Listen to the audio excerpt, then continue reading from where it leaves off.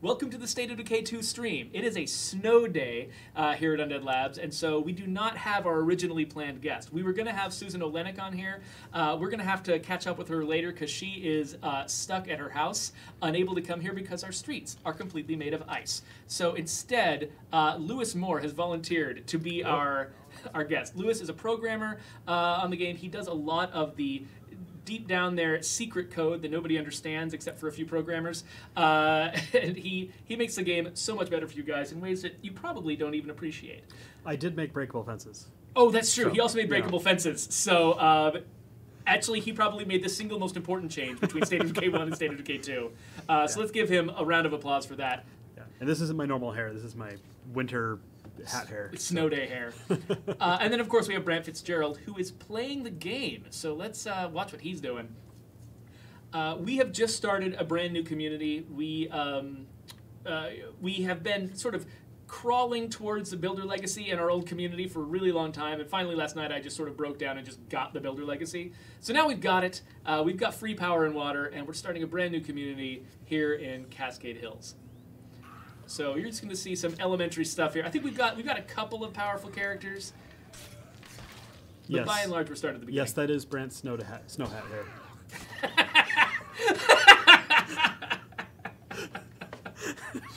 Wow. Nice. That's got to be solo. Yeah. So. Yeah. Make fun. I keep trying to find a gas can, but man, get Brian on the phone. Tell him I want him to change the stats on searchables. Shikuforel has a question. Can the game generate a normal character that has red talon skills? I have one. Is that a feature or a bug? That is a bug. There was a patch that we released. I don't know what. I think it was a couple months ago now, where we believed we had fixed that bug. So I'm hoping that's an old character that's been in your community for a while. If it is not an old character that's been in your community for a while, there's a problem because I thought that I had fixed that bug. But yeah, that is an accident. Basically, if you want to actually understand how it works, the trait system uses tags on traits to tell what kind of trait it is. And when the game is generating a character, it uses the tags to find certain kinds of traits to make sure characters have the traits they need. And unfortunately, I had misunderstood how the tag system works, and I had set it up so that those red talon skills had, the traits that granted those red talon skills had some normal tags on them. That meant the normal character generator was grabbing them and putting them on normal characters. And they were very rare. The numbers on them were very low, and so they were very rare, but it would still totally happen. So I needed to take those tags off and just have them use their own special set of tags, so that ne'er the twain would meet. So that was my mistake. That was me misunderstanding how the system worked, but I think we've got it fixed. Kind of crossing my fingers. Okay, yeah. Shikuforel says, yeah, it's old. It's from the summer. So good. I think that means that my fix actually worked, and I don't have to go back to my desk and like pore over the traits again for another several hours. So, U.S. Air Force the Best wants to know, how do you teach a character a new skill? Oh, I guess I'll answer. Oh, well, I mean, so people listen to me talk way too much. if they don't have, so if you go up into your character screen, if you only have the 4 basic character skills, and there's a 5th slot open, you can read any of the books, any of the skill books you pick up to teach those books. And now I believe you can, if you don't like it, you can reset that last skill. No, the last skill is always permanent. So Is it? Once you choose your last skill, that's basically that character's role in the community. They're the doctor, they're the mechanic, they're the whatever. But you can now, with a new feature we just added in the Zed Hunter update, you can reset their top 4 skills. So so we have these training manuals that let you. So if you already chose marathon and you realize actually I want this character to have acrobatics, you can go get a retraining manual and do that with them. So yeah, K Sizzle says he calls them empty 5th slotters. That they're actually really valuable characters because they're malleable. Even though they don't come with an existing 5th skill that defines a really good role for them in the community, they've got a lot of flexibility. If you can find the right... Hey, Jeffrey? Oh, yeah? Just so you know, most of the time when you abandon your car, it's because you forgot to take the gas can. The gas can. So you just went and recovered the car from the very beginning of the game? Yeah, because I want to drive around to Lewis's... oh, yeah, Lewis's place. Let's head over to Lewis's place. Oh, God, zombie! Ow!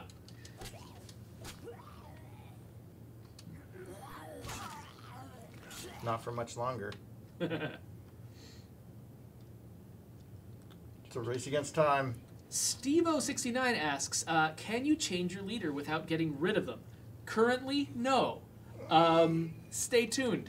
See, that is a very commonly requested feature. People ask for that all the time, the ability to have a leader step down and be able to replace him with another leader without actually having to kick them out of the community. So we've heard you guys. It might take some time, but we've heard you guys. We want to solve that problem too. YB005 asks, infected animal? Is it possible? Well, we don't have animals. So yes, we don't. Yeah, so yes, in fact, almost every animal you see in the game has the potential to be infected. No, actually, so our lore right now doesn't say anything one way or the other about whether animals can be affected by whatever it is that's making humans turn into zombies. We don't know, or at least people don't know. Maybe we know. People don't know. So occasionally, the only wildlife we see in the game is like we see birds flying overhead. We sometimes see bugs. Yep. And that's pretty much it. Partly just because animating animals is just this whole other ball of wax. That we had to spend all our time animating the humans and the things that look vaguely like humans. Mm-hmm. So that can be rough. Time and memory. We talked about it a lot, though. I mean, if we had the time and the resources, we would have loved to put animals in the game. There are some animals that are difficult to manage, though. Like, you're just collecting zombies on the front of that truck. Mm-hmm. Because like four-footed animals have a really hard time lining their feet up with the ground. Sometimes you play video games where you see like a dog standing on a slope and it's like its back feet are inside the ground and its front feet are hovering in the air. That kind of thing is a real challenge to solve in a way that looks natural. And so that's one reason why animals are especially difficult. Another one is it's time, it's memory, there's a lot of other like resource problems that you have to solve in order to have a huge variety of different skeletons, different animations in the game, all running at the same time. Yeah, it's a big deal. Oh, Deathgrow points out there are also rats and lizards. Mm-hmm. They're actually zombie lizards. Oh, so humans and lizards. Yep. Those are the only ones. But I think they only attack other non-zombie lizards. So there's this lizard epidemic. This is like spreading across the world.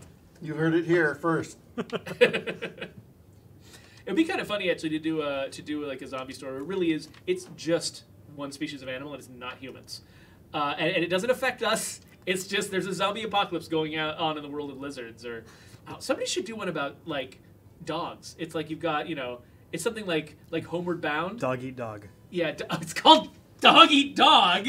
Okay. Okay, I'm so glad this is streamed so people know when someone steals this idea, we came up with it here first, and they owe us a lot of money. They owe Lewis specifically a lot of money. Yep. So yeah, the movie is called Dog Eat Dog. It's like Homeward Bound. It stars a bunch of animals, and all of the pets are becoming, all of the dogs and cats are becoming zombies. Or maybe it's just the dogs, I don't know. Maybe the cat feels superior because the cats are immune. And it's like the cat warriors are going to be saving the dogs. And don't give away all our secrets, man. Come on. Okay, man. I'm getting into like writer's room pitch mode now. This is that's crazy. YB005 says that a feral counts as a wolf, and so it's like we have wolves in the game.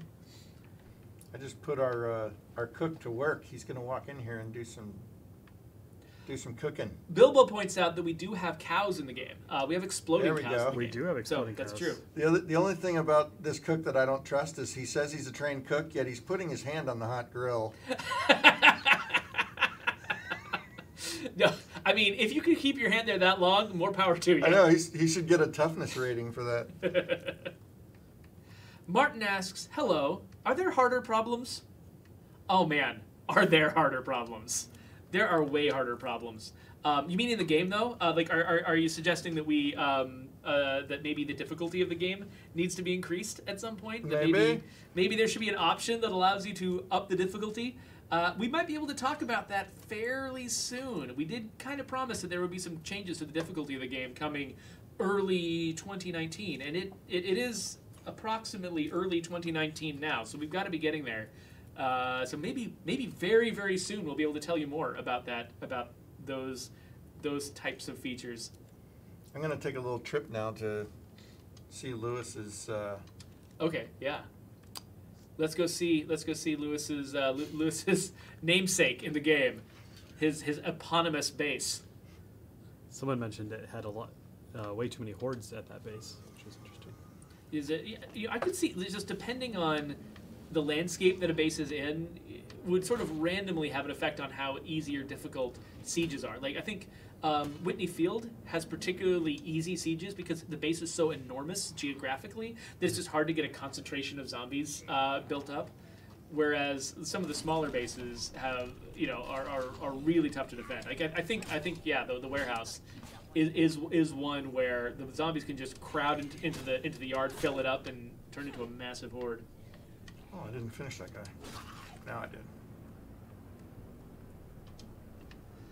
Dave Studenberg is asking about whether or not Microsoft is going to release hardware or dev kits that make it easier for people to mod games like this. That's definitely outside of our purview. We don't have any influence really over what goes on, at Microsoft when it comes to hardware and things like that. So, but as far as modding goes, that's a decision we need to, if we want to support that, we have to make that early on. Yeah, we don't have any one specific tool we use to make content for the game. It's actually a kind of a hodgepodge of a bunch of different tools. So, it's unfortunately not terribly easy to add new content to the game, even if we did release these tools. So. Yeah, that's something. Yeah. As we got the original game in the bag, and then we started trying to make expansion content. We realized how complicated we had made the process for ourselves of adding new content to the game, which is one reason why some of this stuff it takes a lot of time. Sometimes the decisions that get your game out on time are not the decisions that make it really easy to expand it after the fact. Truth. Steve069 wants to know, why is this game so good? Brant, why is this game so good? It's because Brant and Doug had such a great idea. No, it's because 10-something years ago. We have a very dedicated team trying to do the impossible, make an open world game like this with fewer people than other open world games have on their security staff.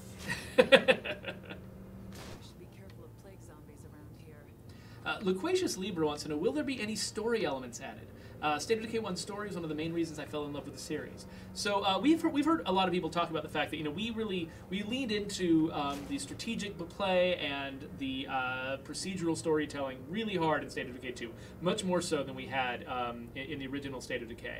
And there are a lot of players who feel like because of that emphasis that we lost something, that we kind of lost track of some of the story elements that pulled them into the original game.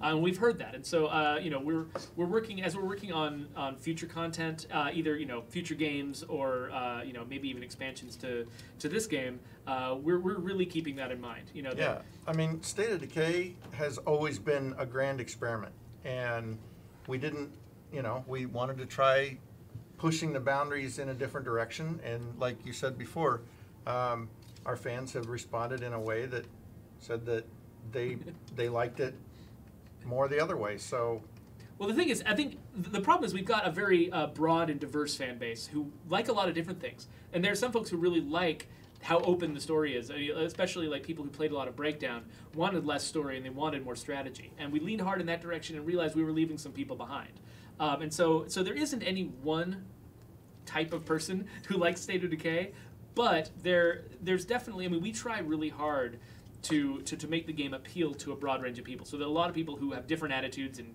want different things out of the game can all enjoy themselves, can all have a good time. And so if we lean too hard in one direction so that we're including some people but leaving some people out, then we need to try to correct and try to sort of stay in that happy medium. And really, I mean, even for people who really love the strategic elements of the game and the flexibility of the game, the fact that it sort of is very player driven, even people who like that, I don't think they're hurt if the game also has a better story at the same time. So I think that the best version of State of Decay is one that hits on all of those cylinders, and we just have to try to figure out exactly what that balance is. Still trying. Oh, I'm so close. Which kind of outpost are you in here? I was getting fuel. Oh, gotcha. Okay, cool. Yeah, I guess from the giant tank, I should have guessed that. I mean, it could have been, I don't know. It could have been a different kind of tank. Let's see, am I going the right way? Yes, I am.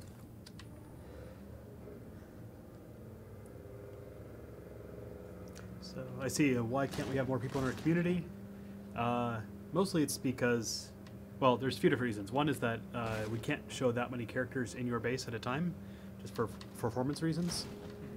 Also, having the cap where it is means that, like, losing one character means more than if you didn't have as many, or if you had more characters. Yeah, if you have 50 characters, you don't care about losing one. Right. But if you only have 7, it makes a difference. And then you start to get things like debuffs and stacking, and if we let you have 30 characters, then you'd also need 30 beds, and then you'd need 30 facility slots. Like, it very quickly kind of scales out of control, and trying to keep those numbers manageable and fun is super important. So. Yeah, like right now, each of your characters can have a pretty powerful hero bonus that says, oh, if you've got this character in the community, oh, look at that, you've got all this extra stuff. Look at this. Yeah, this is Mohr and Mohr, named after Lewis Mohr, right there. This is his base.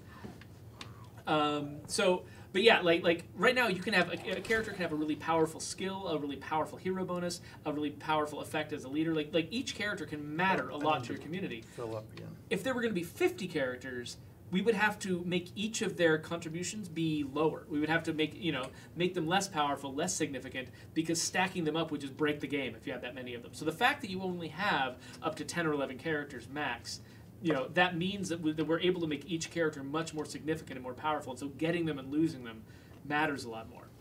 Yeah, and choosing who's going to be a part of your community is much more impactful. So it's one of those things where, like, you have to kind of, when you're a player, a lot of times what you want more than anything is more of whatever you've already got. Like, oh, can I just have 1 more of this? Can I just have 3 more of this thing? And it feels like, I mean, and I have the same experience as a player too, playing other people's games. Like, can't I just have a little bit more of this? And at some point, usually, you have to, you end up, when you're developing a game, you have to set a cutoff point someplace in order to keep the negative consequences of large numbers from overwhelming you. I mean, that was one reason why people, we talked earlier about the fact that right now people are doing weird workarounds and stuff like that, trying to manage all of their legacy characters, because at the very beginning, when we first released the game, we were acting like you could just have an infinite number of legacy characters and that wouldn't matter. It turns out it did matter. It made it so that people couldn't save the game if they got too many legacy characters. So you always have to set a limit someplace, and now we're sort of still working our way out of that particular problem. And so, when it comes to things like that, we always have to set a limit somewhere. There has to be a limit to the number of items you can have in your inventory. There has to be a limit to the number of characters that can exist at a time, the number of enclaves that can be in the world. Because whenever you leave something like that unbounded, someone will find a way to maximize it and break something in the game. So what you do is you try to, if you're going to have limits anyway, you try, as a designer, you try to figure out, okay, I'm going to have to limit this. So where's the best place for me to limit it to make the limit something good? When you're an artist and you're putting together a painting, you're deciding how to frame the painting, or a photographer, how to frame a shot. Deciding where the edges are is just as important a part of the artwork as anything else. And so it works the same with game design. If you're going to have limits, put the limits in an artful place that have a positive impact on the player experience. That's what we tried to do with the population limit. So how much does this base cost? Way more than we have. We're going to have to come back later. We should definitely settle at the warehouse, at the Mohr and Mohr warehouse. I don't think I'm going to be able to earn that much in the time we've got. I guess I'll have to start playing this on my off hours again. And to be clear, I didn't actually design the space or really anything. Oh, it's just named after me. Listen to the disclaimer. I thought I was being nice by recognizing Lewis and his contributions to the entirety of the franchise. There were just a bunch of people in chat saying, like, I love the base. Oh, it's so much fun, Lewis. I'm like, yeah, okay, well, I mean, Well, then take credit for it, man. Lewis has to face the people who made the base when he gets back to the dev bay out there. So I'm sitting right here. I'm sitting literally right here. Emma Morris wants to know how many people are playing the game. So I believe the number of people who installed the game got up into the 4 millions, but I've forgotten what our like daily users are. It is in the thousands. But we had a really big spike when Content Update 6 came out. A really big spike, like bigger than even Daybreak. which is pretty fun. Yeah. Was that 6 was the one where we added the was that the crossbow one or was that between crossbow one was 5, right? I believe crossbow was 5. 6 was just was a sustainment update. Yeah, and increased horde size and oh stuff yeah, like that's that. right. I'm sitting here like yeah. I write these patch notes and I completely forget them as soon as they go out the door. Oh, Sailor Wolf had 300 legacy survivors. Yeah. Sorry, that was me. I'm sorry. That was not something that we were excited about, but it did mean that sooner or later you would not have been able to play the game at all with that many people, and so we had to take fairly drastic measures. But we are hoping to improve that soon, so stay tuned. So and when Lewis says that was me, it's not. He does not deserve the full credit for it, just because he did have to. He was the one who was assigned to implement the cutoff. But the fact that we needed to implement a cutoff was a mistake that happened long before Lewis ever got to it, and it was not his fault. It wasn't his fault we were in that situation. He was just the one who had to solve it on an emergency basis for players who could not play the game. But he's also the source of the much better solution that we hope you guys will be able to enjoy very soon. So please, nothing but love to Lewis for the work that he's done trying to solve our legacy character problem. Yeah. Oh, okay. So Skinch wants to know, out of curiosity, did Vienna Cho survive Lifeline the way that Sasquatch did? It's a mystery. We have not answered that question. We certainly, you could recruit her, and I believe you could get her killed in your game. And generally, if a character was recruitable and killable, we tried not to suggest that they definitely survived. Sasquatch was the one exception where we decided, yes, this character did die in some people's playthroughs, but, he's such a ridiculous badass. It felt like people would forgive us for bringing him back and saying that he actually survived.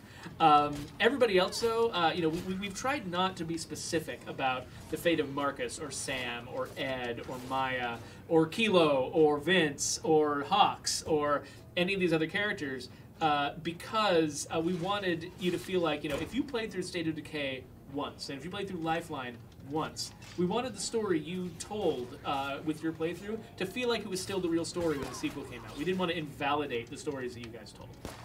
And so we tried to stay kind of cagey about those characters. So, is it Behibo? Bilbo.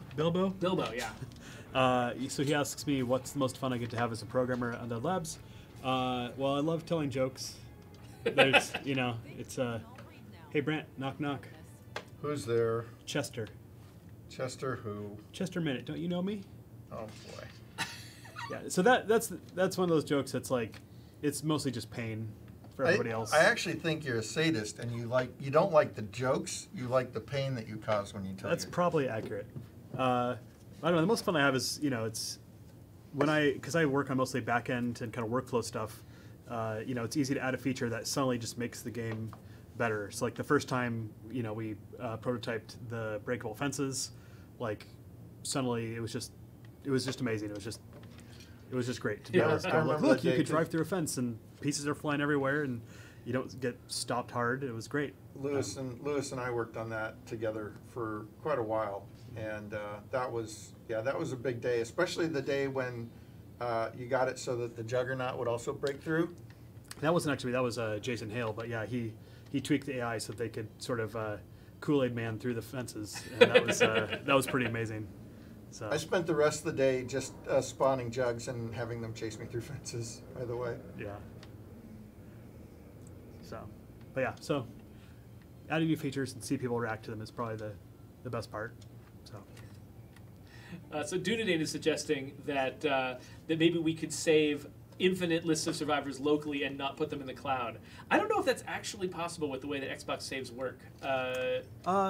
That's technically possible, although it's also technically a certification violation because Microsoft really wants all of your data in the cloud so that you could play it anywhere. You know, honestly, most players probably don't have like 10 Xboxes that they're switching between. But yeah, I do a lot of my game playing here at the office, but I also want to have my saves at home, and right. and so it's one of those like tough roles that they have to play as the first party platform guys, because they basically say, we want to say it always works a certain way on the Xbox. You can rely on it. No matter what game you're playing, it always works a certain way. And if games start making weird little exceptions to that, they can't say that anymore about their platform. And that's a challenge for them. So yeah. It's also a little unfortunate that right now when you are choosing legacy characters to put into your next game, you're basically just showing one at a time and you hit next, next, next, which is really not the best experience when you have, you know, hundreds of characters. So yeah, it's we definitely have some plans on how we can improve all that. Whether or not they actually get done ever is a totally different question. But yeah, so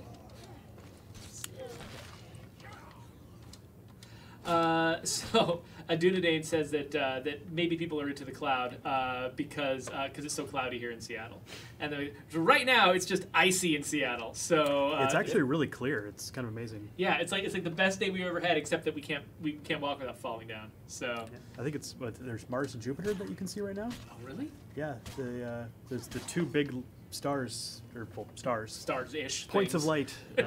Yeah, someone told me that's Mars and Jupiter. So oh, that's crazy. And yeah, so like you can actually see them. Normally we don't get to participate in those eclipses and whatnot. So I almost got in a car wreck on my way here, trying to be, and the main reason I came in today at all, even though my neighborhood is completely iced in, was because I wanted to come and be on the stream with you guys. So you know. So if I had died in that car wreck, it really would have been you guys' fault.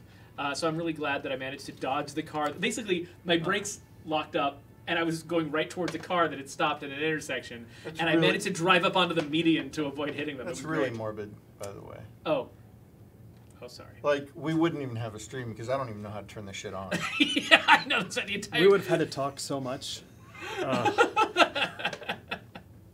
Don't do that to us, Jeffrey. Don't. Yeah, no, I think what Lewis just said might have been a little bit of a backhanded. Man, someone else would be able, like, there would be oxygen left in the room if Jeffrey wasn't here. He might not have been just talking the entire freaking time. You take that how you want, but just don't die. Okay, that's what we're getting at. What happened to Jeffrey? Oh, he got carded. Oh. And this is why I talk all the time.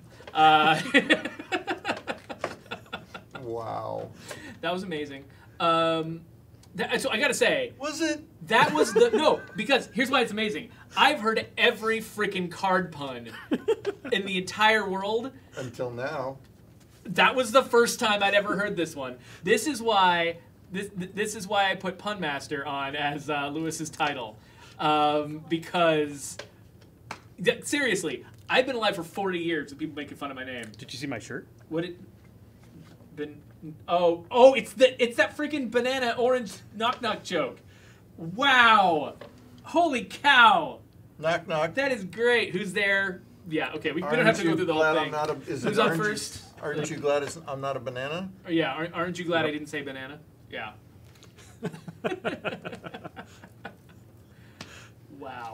There's actually a note in the game that, like, on the Post-it notes that says Lewis made a joke about this. Nice. I don't think you can read it anymore, but it was up there. So a Blaze Experience wants to know, is there an official reason why you can go over 9 survivors with some missions? Is it due to some of the legacy quests that recruit survivors automatically? Yes, basically, that's exactly why.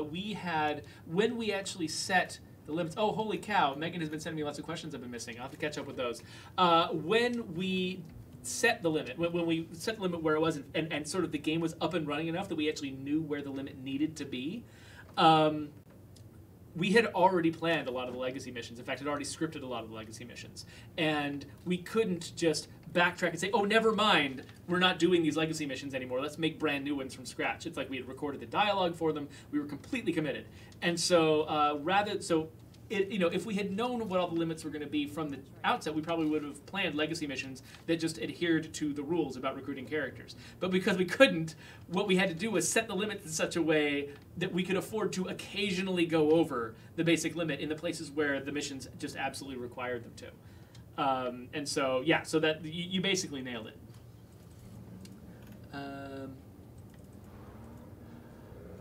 Let's see here. So Naya Cyan says, I haven't had a mysterious trader on my map in the last 2 weekends, roughly 24 hours of playing time.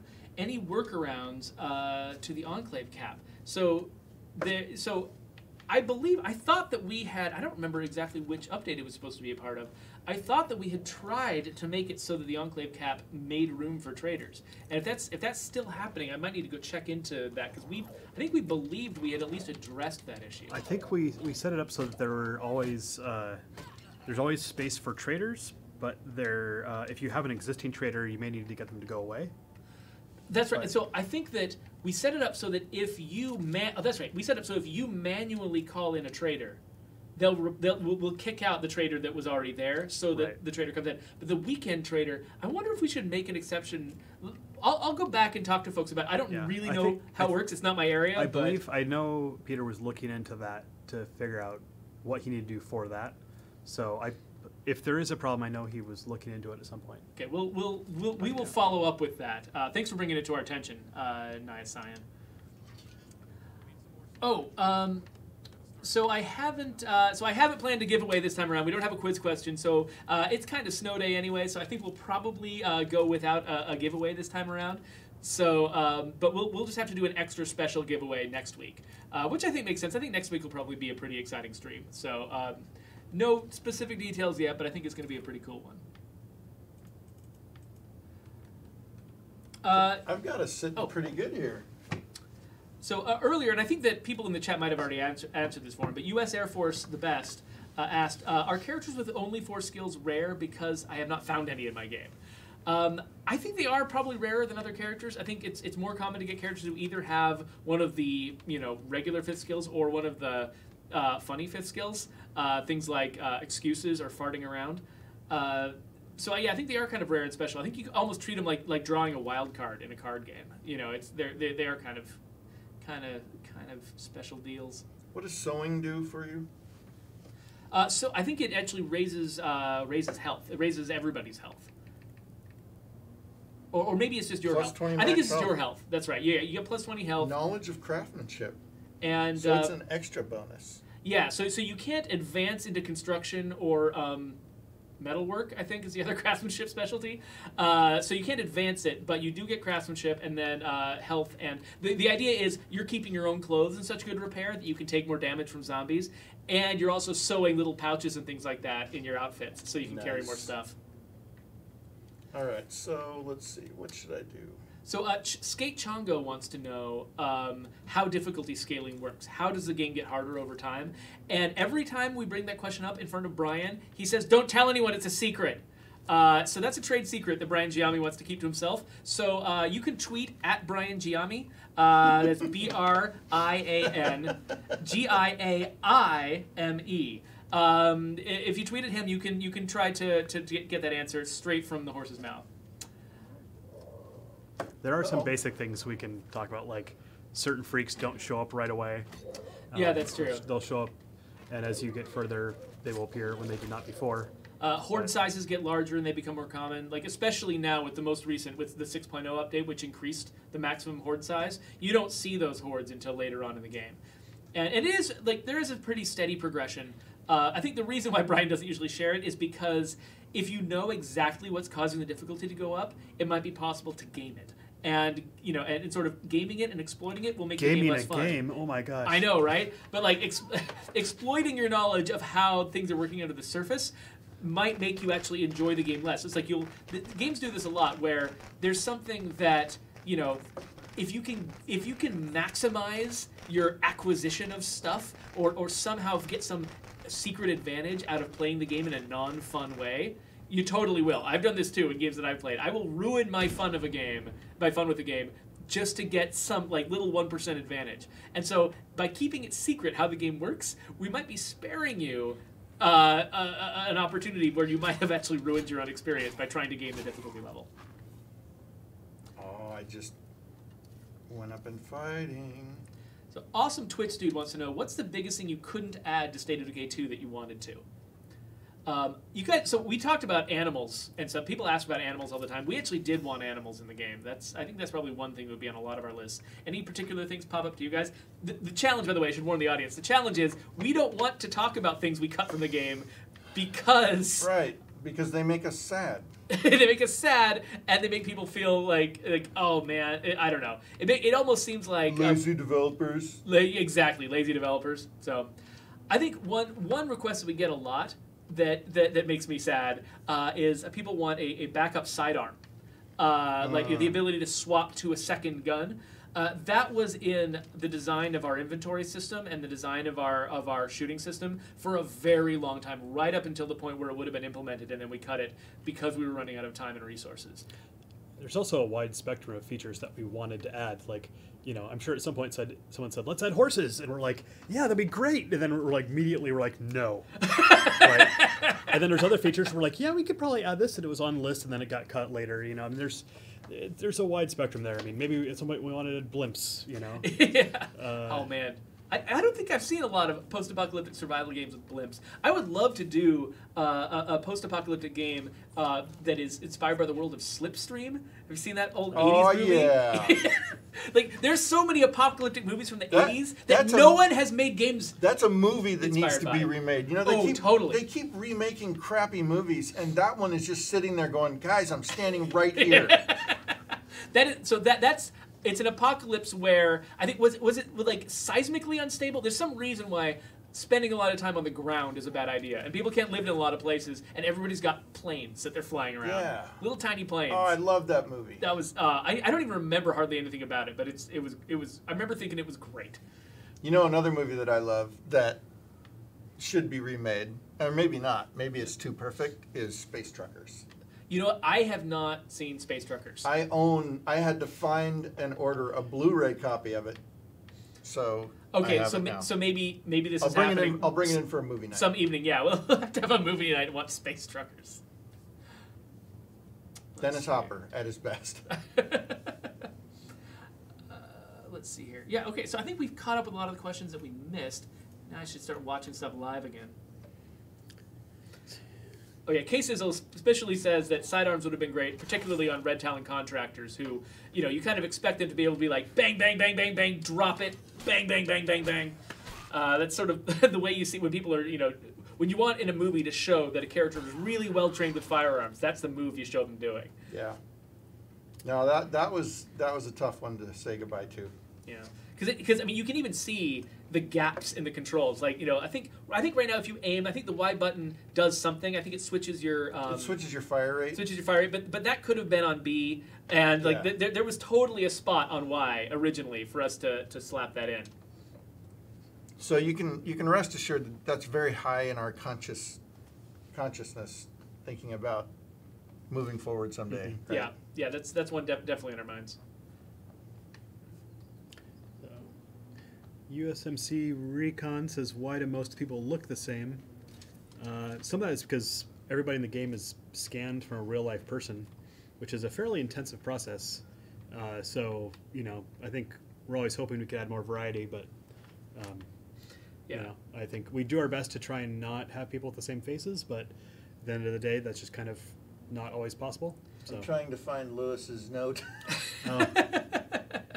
Yeah, when you want there are games that can generate, random faces for characters, but a lot of those faces, they have to use sort of like random facial generation, stuff that generates actually even more samey faces. Like even two different faces will look samey because they're generated by the same machine. And we have like more than 70 unique models for faces, but what I don't know is how those things actually load in, like when you're given options, whether it picks from a smaller pool, because I seem to see, when I'm rolling new characters, I see the same face come up a lot. Yeah, some of that is because we've got weighting on the characters' cultural backgrounds to get sort of a mix that feels not, it's not 100% true to life, but it's fairly close to the actual like demographics of the United States, or at least it's at least inspired by the demographics of the United States. So if you're from a place that doesn't have as many as large of an enclave or a community in America, then the faces that are matched to that particular cultural background will be less common. Yeah. Whereas like white guy number 5 shows up a ton. There's several faces that are just less common because people from that cultural background are less common in the United States.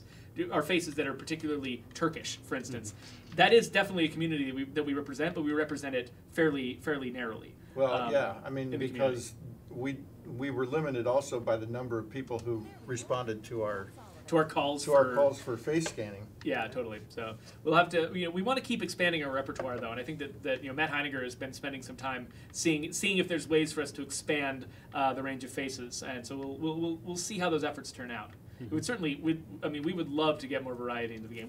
We've seen all these people before too. Some of them even work with us. So Yeah.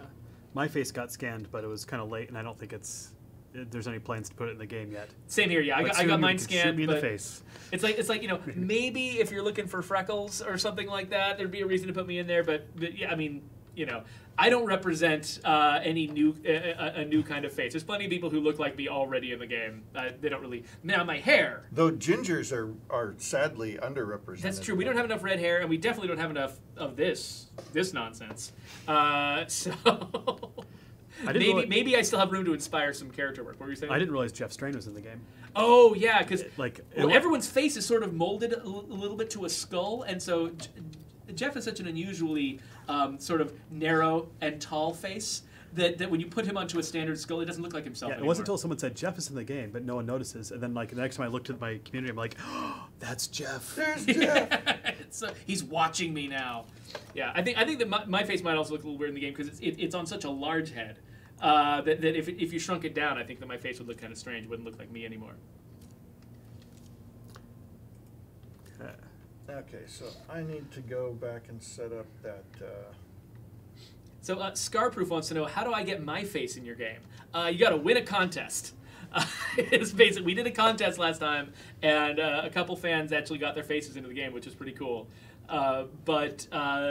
Yeah, we don't do it that often because we don't, it's not like we can scan everybody. We'd love it if we could scan literally everyone and have everyone's face in the game, but that's not a possibility. So, we not get yet. rare and special opportunities. Brent, this is more of a question for you. USMC1 Recon wants to know, what inspired you guys to make games like this? Well, the story for State of Decay is several of us were working at another company with Jeff Strain years and years ago, and we used to get together every week or every other week and watch zombie movies and then talk about game ideas that we'd like to pitch.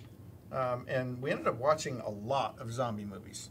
There's a guy cleaning the bathroom, just like real life.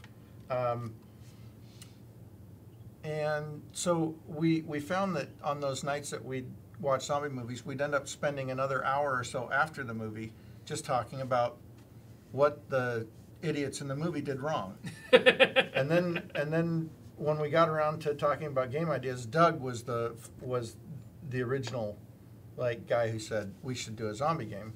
But it was how the survival aspect of a community, of a group of people, that really sort of started that whole thing. And we'd come up with tons of different ways to do it, and then finally we're like, why don't we pitch this as a game? and then the rest is history. And it was, it came out at a time where there was a lot of zombie stuff going on. It was unique in that we were building a community instead of just running around shooting zombies, which was done well, by the way, Left 4 Dead and various other games, but that's what was unique about this, and we're just happy that people responded to it. So Bilbo wants to know if there are any particular ideas that were unrelated to State of Decay, like zombie game ideas that did not become State of Decay, that you're actually still kind of interested in.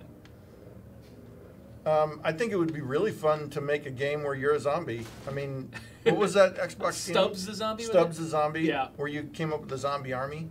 I never played that. Was it like Overlord or something? Were you commanding zombies? Yeah, you were basically commanding an army. You still ran around and commanded your guy, but you also sort of took control of groups of zombies that you had to, I think you had to capture them some way or something. Where am I going? I don't know. Oh, I'm going back to the, I wanted to outpost the medical facility. Oh, that makes sense.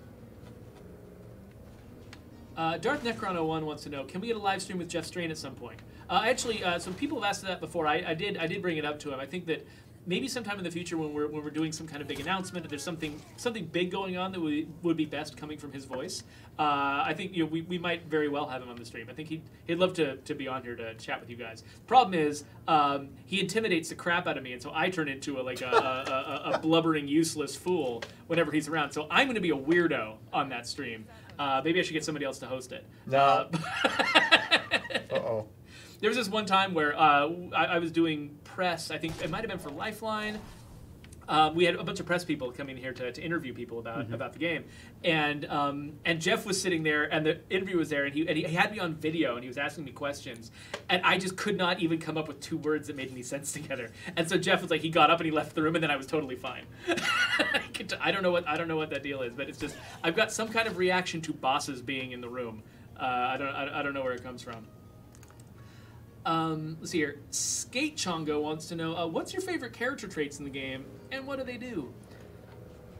So I've forgotten what the name of the character trait is that grants the farting around skill, but the farting around skill is probably my favorite aspect of the character, just because it's a tribute to I think it was Kurt Vonnegut, that he had this quote that I just really loved, which was. We are here on this. I'm not saying this exactly right. This is paraphrased. We are here on this earth to fart around. Don't let anyone tell you different. And I love that so much. So I think that quote is actually part of the skills description. And so when I read that, I had to put that in the game. And so that's probably my favorite one. Do you guys have any favorites? I don't think I have any specific favorites, but I do love the combinations I get whenever I see a new character and I read something and it's like, like. I don't know, like robs banks or something, and like vegan, and I'm like, huh? And, a vegan bank robber. I hadn't thought about it's that. like, I mean, it's like they're not necessarily contradictory at all. It's just kind of like it creates a fun little story there, and you get this idea of like how this person, what their life experience must have been like, and I think that's always kind of fun. Yeah, that's actually one of the things I love most about this, the whole character system that you built up, Jeffrey, is that each one is an individual, and I apply the story. You kind of make up who you think who they are, what would justify those traits. Yeah, I think in my experience, because I'm different than everybody else, but I love it when games give you the tools to tell your own story. Like there's great examples like those epic things that happen in the space game. Eve. Oh, Eve. Yeah. Those huge, giant, galaxy-changing stories that are all driven by people, right? Obviously, I don't think we're going to get to that point with State of Decay, but just giving people the tools to tell the successful story in their head is half the battle when you're, instead of just like explicitly saying, and then Darth Vader revealed himself as Luke's father, you're like, you can have that experience once, right? So Saradax asked, what's the date for the next patch? We're not revealing that yet, but stay tuned to this channel. You will definitely hear some discussion of that whenever we're getting close. Yeah.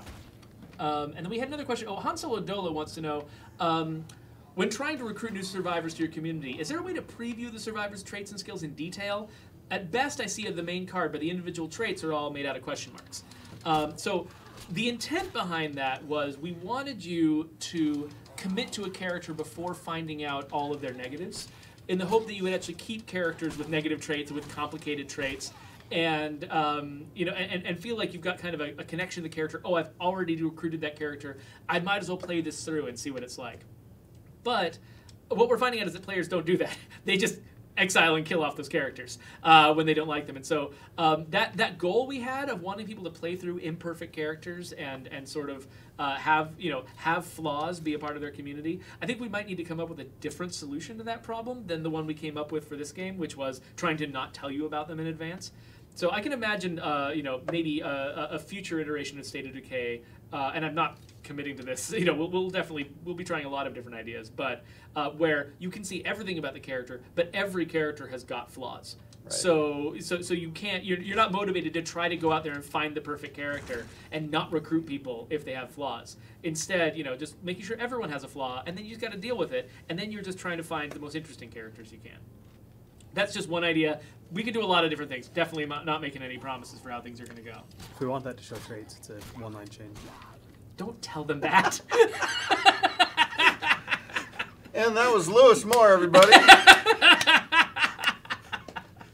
Thanks for coming. And that update will be up tomorrow, right? It's a one-line change and a very long design debate. Yes. So we'll see how we feel about that later. So Leon Anna just points out that he works weekends, and so he never gets access to the. That's a lot of stuff. That is a pile of junk. What the heck? Never gets access to the weekend trader because he works weekends. That's a good point. We should have a discussion about that. Quit your job. Yeah, that doesn't seem like okay. Like the solution. It was my first. It was off the cuff. Yeah, no, your first. Always one thing you always learn in game development is your first idea is usually not the right idea. You got to keep trying. So I appreciate that. Or in my case, none of my ideas are the right idea. Says one of the originators of the idea for State of Decay. You could always do something like put it on a 5-day cycle instead of a 7-day cycle. Oh, so it's just moving around. It's like the Hebrew calendar next to the Gregorian or whatever. Yeah. What calendar do we have? Is it Gregorian? We're Gregorian, right? I don't know. I just know it's not the Julian. It's right? the year Julian's of the what we pig now. don't do. It's the Happy Chinese New Year, by the way. Oh, yay! I think we're on the Google calendar now. Pop. What? The Google calendar. The Google calendar. That is totally what we're on. Yeah. Wow, everything in this medical facility was stuffed in the fancy bookshelf. Oh. Fall Down Go Boom points out that there are trader guilds and things on Discord. Like if there's stuff that you want to get and you can't get to the trader, there are online communities of people who will sort of jump into your game and trade stuff with you. So, and most of them are not trolls. And Fall Down, you should, if you're going to trade with people, you should make them come in and play your games by your rules. There you go. Psycho. Fall Down Go Boom has been a guest on this stream before, and he lets his audience make rules for him that are just draconian, that involve murdering his favorite characters and losing entire communities on the smallest of justifications. So Recon, you asked about some modded guns that you have. So yeah, they're probably modded, but we do not ban people. Yeah. It's I suspect if you found a way to grief other players and they filed a report with Microsoft, maybe there'd be something. But like just having that, like we're not Big Brother, we're not watching you. As long as you're not hurting other people, then we're largely just gonna go. We can't do anything. Yeah. So. Yeah. When we decided to do peer-to-peer multiplayer, actually one of the things that we thought was one of the advantages of that was that players who wanted to mod the game and just play with their friends and have the benefits of a mod that they all agreed that they wanted to play, we wanted not to be stopping that. And if the game was like centrally server hosted, we would have to put the kibosh on things like that and make sure that we were enforcing uniformity. But the fact that we're peer-to-peer means that players can. I'm probably using the terminology wrong because I'm not a network programmer. But players, you can mod if you want, and you can we've seen videos of people modding their game so that all of the zombies are ferals and everyone has infinite ammo and they're just shooting millions of ferals. And if you want to play that way with your friends, we wanted to make sure that was possible. Yeah. If we were a competitive online game, that would be a completely different story for us, right? Yeah. But we're not, so.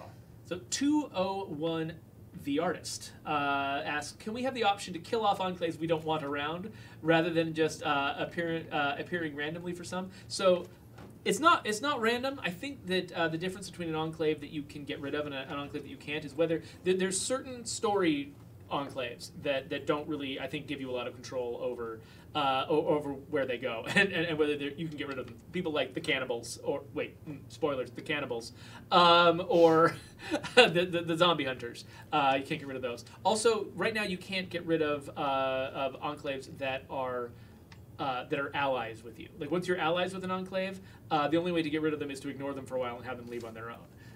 But it's the enclaves that are sort of in that middle zone who you can threaten and kill off if you want to get rid of them. And we've looked into the possibility of making it possible for you to get rid of allied enclaves. We actually looked into it just this month. And figured out, to figure out what it would take. And because the thing is, we've only got 4 slots in your dialogue with an enclave, and all 4 slots are currently filled. And so we would have to come up with a different user experience, a different means of controlling that. So it would be an expensive change for us to add more options to your ability to interact with enclaves, but it might be worth it. And so we know what it would cost now. We've looked into it, and so it'll go. That idea will go on a priority list somewhere, and we may or may not get to it. There's definitely ideas that for features or bugs or needs that players have reported a lot more. And those tend to, we try to bubble those up to the top and do those first. And things that would take a lot of time that not as many players request would end up further down the list. It's a complicated process figuring out what we're gonna do. Whoa, nice. But that's kind of how it works. So we do know that there are definitely players who want the ability to get rid of some enclaves that they can't, and we know that. So we have to balance our resources and make the right decisions there. But we'll do what we can. Can you make more guns? He can. The question is, are they going to get into the game? Yeah. Can we stop him? So one of the problems with the first game was I went on a rampage and made 240 guns, and that's a nightmare for designers. It's a nightmare for testers. It's a nightmare for testing. It's a nightmare for everybody downstream of me, because I think, oh yeah, I want to make more guns, drop them in, and then all of a sudden there's designer time, there's UI time because they have to make icons, if you ever wanted to watch producers pull all their hair out and scream my name in vain, it was that practice. We wanted to make fewer guns that were more interesting in this one. And I mean, it doesn't mean we haven't made more guns. It just means it's not the right time to put them in, because everybody downstream of those of us who make guns now need to, they have other stuff going on, and we have to be much more careful about their time.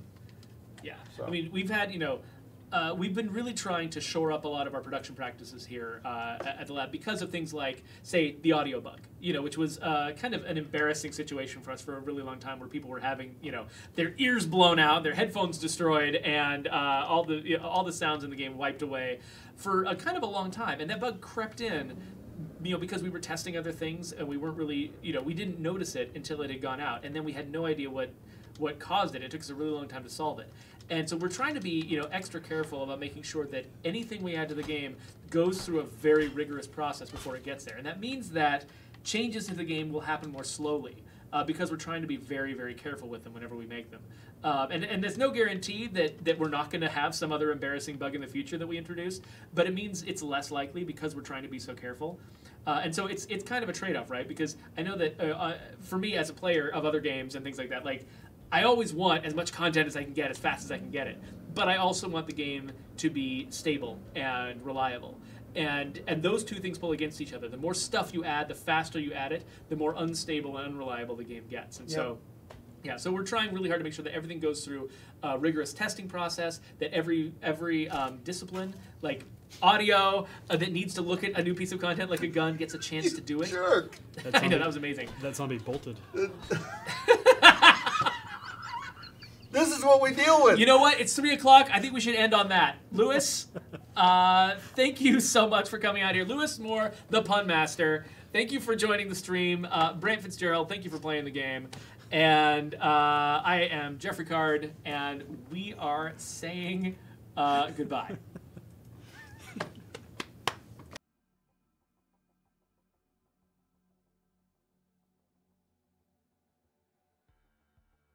I think you bolted. Now we're on again.